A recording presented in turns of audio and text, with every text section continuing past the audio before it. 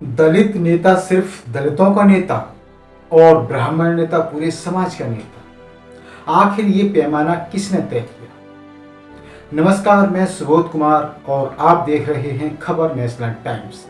आज सवाल किसी एक नेता की जीत या हार का नहीं है। सवाल उस राजनीतिक मानसिकता का है जो दशकों से भारतीय राजनीति में नेताओं की पहचान तय करती आई है। सवाल यह है कि अगर कोई दलित नेता समाज से निकलकर राजनीति में अपनी जगह बनाता है तो उसके नाम के साथ तुरंत दलित नेता क्यों जोड़ दिया जाता है?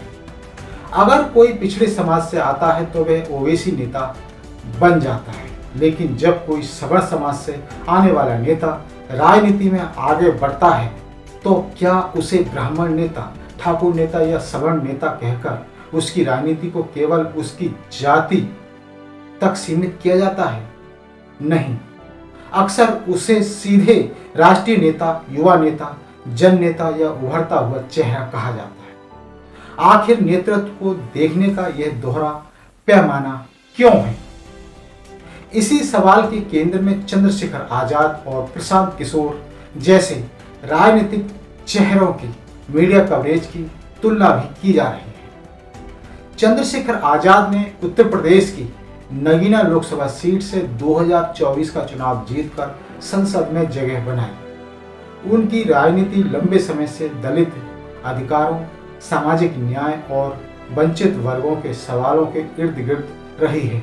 लेकिन सवाल यह है कि क्या उन्हें केवल दलित नेता कह देना उनके राजनीतिक दायरे को छोटा करके देखने जैसा नहीं है?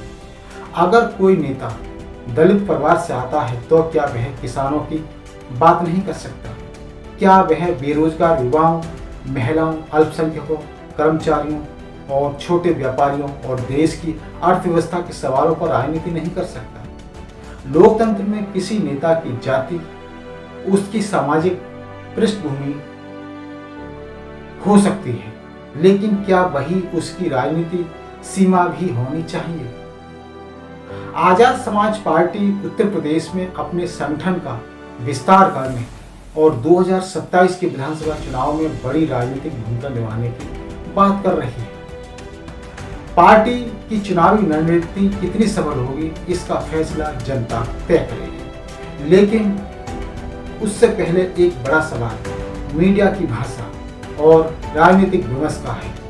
किसी बहुजन नेता के राजनीतिक विस्तार की चर्चा शुरू होते ही अक्सर पहला सवाल उसकी जातीय स्वीकार्यता पर क्यों आ जाता है? क्या दलितों के अलावा कोई वोट देगा? क्या इस नेता का आधार सिर्फ एक समाज तक सीमित है? लेकिन यही कसौटी पर हर राजनीतिक चेहरे पर समान रूप से क्यों लागू नहीं होता? दूसरी तरफ प्रशांत किशोर की राजनीति और उनकी चुनावी उपलब्धियों को लेकर मीडिया में बड़ी चर्चा देखने को मिलती है। किसी भी नेता की जीत महत्वपूर्ण होती है और उसे उसका उचित राजनीतिक महत्व मिलना भी चाहिए। प्रशांत किशोर हो या कोई दूसरा नेता, जनता का समर्थन प्राप्त करके चुनाव जीतना लोकतांत्रिक उपलब्धि है। लेकिन असली सवाल किसी की उपलब्धि को कम करने का नहीं है, बल्कि समान पैमाने का है। यदि एक नेता की सीमित क्षेत्र की चुनावी सफलता को राष्ट्रीय राजनीतिक संभावनाओं के नजरिए से देखा जा सकता है तो किसी दूसरे नेता की बड़ी चुनावी जीत और उसके संगठनात्मक विस्तार को उसी गंभीरता से क्यों नहीं देखा जाना चाहिए? यहीं से मीडिया के नैरेटिव पर सवाल खड़ा होता है, जिसे गोदी मीडिया कहा जाता है। राजनीति में नैरेटिव केवल शब्दों से नहीं बनता, बल्कि इस बात से भी बनता है कि किस नेता को कितनी सक्रियता मिलती है, किसके भाषण को हेडलाइन बनाया जाता है, किसकी रणनीति पर घंटों बहस होती है और किसकी बड़ी राजनीतिक गतिविधियों को कुछ सेकंड में समेट दिया जाता है। जब किसी दलित या बहुजन नेता को लगातार उसकी जातीय पहचान के दायरे में पेश किया जाता है तो जनता के मन में भी धीरे धीरे यही धारणा बनाई जा सकती है कि यह नेता केवल एक विशेष समाज का प्रतिनिधि है। याद रखिए, डॉक्टर भीमराव अंबेडकर ने केवल दलितों के अधिकारों की बात नहीं की थी। उनके विचार लोकतंत्र, अर्थव्यवस्था, श्रमिक अधिकार, महिलाओं की समानता, शिक्षा और समाधान व्यवस्था जैसे व्यापक विषयों तथा फैले हुए थे, फिर भी उन्हें अक्सर केवल एक समुदाय के प्रति तक सीमित करने की कोशिश दिखाई देती है। सवाल यही है कि क्या बहुजन समाज से आने वाले आधुनिक नेताओं के साथ भी कहीं वही राजनीति फ्रेम दोहराया तो नहीं जा रहा है। जातिवाद सिर्फ किसी को उसकी जाति के कारण अपमानित करना नहीं है। राजनीतिक विमर्श में जाति के आधार पर नेतृत्व की क्षमता की सीमा तय करना भी गंभीर समस्या है।